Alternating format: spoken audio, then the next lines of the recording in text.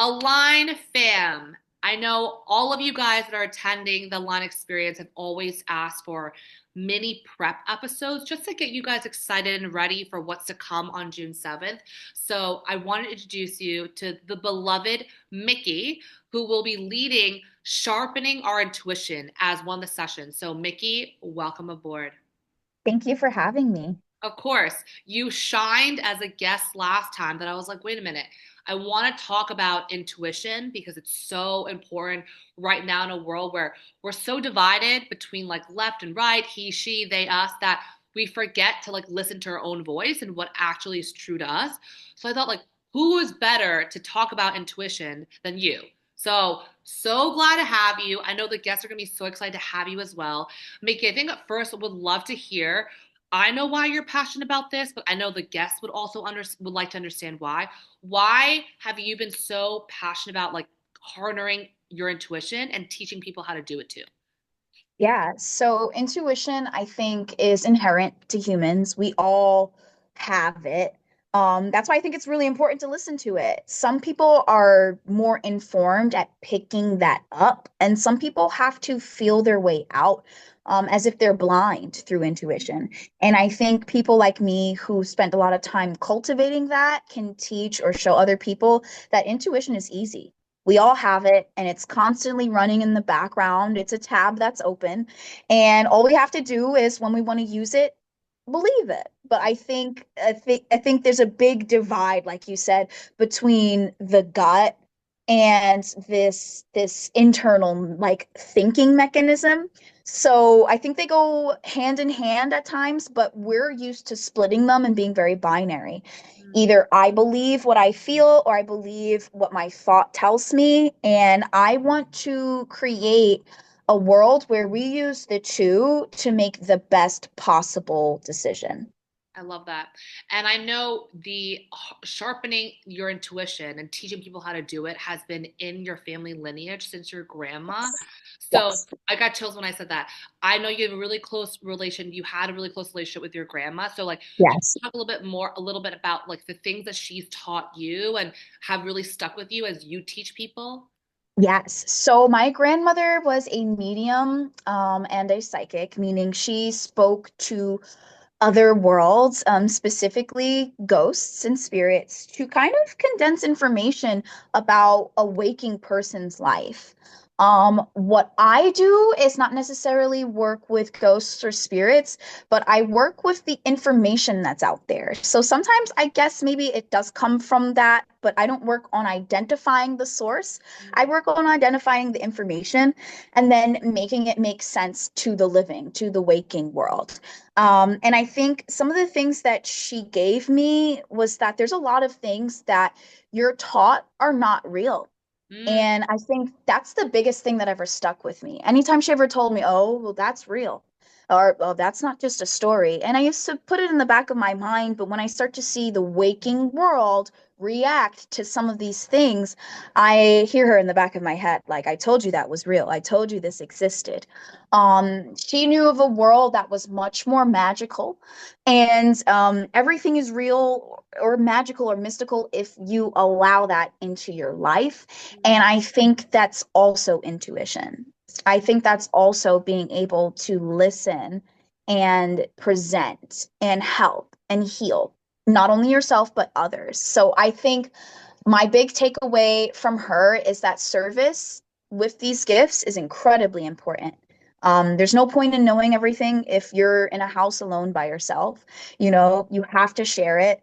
And I think another takeaway is that there's a lot of things over there that people just ignore. Don't be one of those people. So I don't ignore anything, and there isn't much that isn't real in my reality. And because of that, that's why people come to me to define the truth or to define what's right, what's wrong. Are we doing things good? Are we doing things bad? Can we do them better? And I draw that line from here to here where there's lots of questions and unclearness. Of that. One thing we're going to do for the upcoming Align experience is we're going to give people, all the guests, some pre-work or pre-questionnaire so that when people come to the event, it's just we're here to share. and we've already thought through these questions. So for your session, some of the questions we're going to ask is, when was the last time you listened to your intuition and you thank God you did, or the times you didn't listen to it and oh my God, you wish you did. So Mikki, why do you think it's so powerful, and why we're dedicating a lot of time to sharing these stories that people are going through as a way to start your session? I think it's so incredibly important to get the person to acknowledge the different modes of thinking.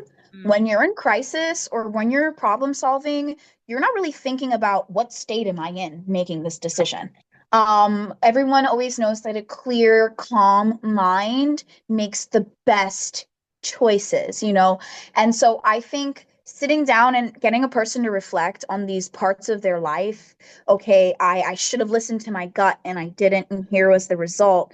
I want people to sit down with that because we're very quick to go, I did it wrong, next. And or we hunt ourselves down. yeah. I'll never make the wrong choice again. I want to go over and kind of get the person to reflect on that to see, am I internalizing this? Am I still making informed decisions? Am I acting on my heart or am I acting off of experience? And I want to be able to, there are no wrong or rights. It really, really depends on the subconscious and the conscious. So I think with these questions, I'm waking up the synapses. There are some subconscious. That's why I'm asking, okay, well, what happened as a result of not listening to yourself? Did you act on everything that you got as a result, or did you act on nothing as a result? And that's the subconscious at work. Mm, So I want to link the subconscious and the conscious, the part of us that makes the decision and knowingly makes it, and the part of us that doesn't knowingly make choices, but it comes from something that we've stored in our body. It comes from an experience or pain or the need for validation, or the fear of failure. I want to see if we're making decisions from this is true and this is right, yeah. or I'm afraid of failure. I'm afraid to be wrong. Because Mm, when we make decisions like that, we end up making safer decisions that are not right for us. We end up making well thought out things that are not a part of the path of where we're supposed to go. mm. So I want to just get the person to subconsciously reveal that to themselves, without being so binary. This is right, this is wrong, this is heart, this is mind. I want them to feel that out through these questions. I love that. I'll never forget something you said to me when I was kind of walking through a situation with you where I was like, I just need more data points. I don't know. Like, I have no reason to doubt this person, but something in me was like, I just need information, I need more information. I need to do more due diligence. Right. And I remember you saying to me, Jess, the fact that you need to do so much due diligence is your intuition saying this is not it. Yeah. Right? The fact that I needed more evidence to be like, this is the right decision, the right person, this is the right thing I should do, was the clear sign to say, this is Yeah. probably, you have too many questions. It's not a Yes. right fit. So I think that's something also I know you're going to talk about with the guests is when you're questioning something so much, ask yourself why you're even questioning it. Maybe because you already know the answer and it's not a good fit. Yes, yeah. Seeking external validation is a huge thing that I'll be bringing up Yeah. and asking, hey, did you make that decision from your heart, or did you make that decision from this is what people expect of me right Yeah. now? This is what I expect, you know? So yeah, no, I think that is a really interesting point because that's another topic on the subconscious. The Yeah. subconscious ruled over and none of us questioned it or asked it like if it was right or not, if it was the right impulse or not. And I do think like we have this theme where people convince themselves to do something, Mm, and you have to think, why am I convincing myself? 100%. Maybe the answer inherently is the no in my body. And I want the guests to walk away knowing and pinpointing that directly. I love that. And to that exact point, you mentioned you also want guests to really decipher between an educated guess versus an internal knowing and that intuition. Yes. And you Yes. want people to listen to that inner child. So, for those that have no idea what inner child means and why it's important to listen to it, can you explain a bit what that is and why it's important? Yeah, so it's often in the studies of divination or understanding the mind, we're looking at the first place it started, which Mm, is in your childhood. Your brain started to develop very interesting observations in your childhood. And in your childhood, you're most often likely to say, that's a bad man. I don't like him. Cry when you feel something weird or yell when you're upset. You're a lot more reactive, but how much of those reactions are thought out and how much of those reactions just are? mm, And in your childlike essence, you just are. You're just, yeah, I'm hungry. I just cried. I didn't think, well, what's going to make mom feed me? yeah. Should I, you just do. And that's how you get cared for. Now there's a phenomenon that happens, and this is why we link the intuition to the inner child. At some point in time, you're told to shut up. At some point in time, you're told to tuck that extra emotion away because it is hard to deal with. It is hard to handle you crying and screaming, or it's hard to handle you saying, I don't know, there's a man in the corner. Why is it that children see things or say things that get dismissed more often than any other part in your life? As an adult, you say, hey, that's a bad person. People believe you. When a child who has no experience comes up and says, that's a bad man, you go, you watch too much TV, you watch too much movies, and we stuff our inner child under a table. Mm, I always view this as kind of like the boy who cried wolf. Your intuition has come out and said over and over again, I don't trust them. I don't like this. I don't want to go there. And we stuff it under the table every time. You go, shut up. You don't know what you're talking about. You're too creative. You're too imaginative. Just go out and do what you have to do. So this is why I always bring in the inner child with the intuition, because at some point in time we took that thing and we said, you're little and stupid and you don't know what you're doing. And I want to bring the source of kind of like breadcrumbing, coaxing, teasing the intuition and the inner child out little by little through activities that build that trust with your inner child. So, for example, if we're going to make a guess or we're going to use our intuition on something, I want the people to realize that that inner child is right 99.9% of the time. It is the voice that said, shut up, you don't know what you're talking about, that comes in to save the day. And we use that as our thought. We use that as our what we make decisions off of. And I want to slowly highlight that all of us have a child that's hidden under that table. I love that. Last thing I want to highlight is we're not going to ruin the surprise and tell people the games we're going to play because I'm so excited. It's going to be really fun. But I do want you to share what you want the guests to take away from those games. Like, why are we playing those games? Why do we design those games? What do they Yes. want you want them to leave your session feeling or knowing? Yeah, I think the whole point, like I said during part of this interview, is kind of like touching on realizing the subconscious and the conscious. I want guests to walk away with such an informed feeling on where these emotions are coming from. Is it my heart? Is it my head? Is it from past experience that I failed? Is it from past experience where I did good? And we leave all of these things to fall away and we walk away with less stress around making decisions.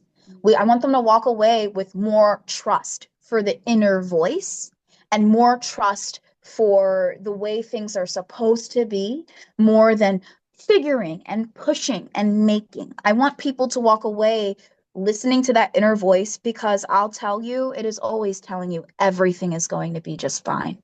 I don't know a single person whose intuition is telling you panic, freak out, just lose it. You know, that's not, it's not your intuition. Your intuition is the one that steps in and says, you have to breathe.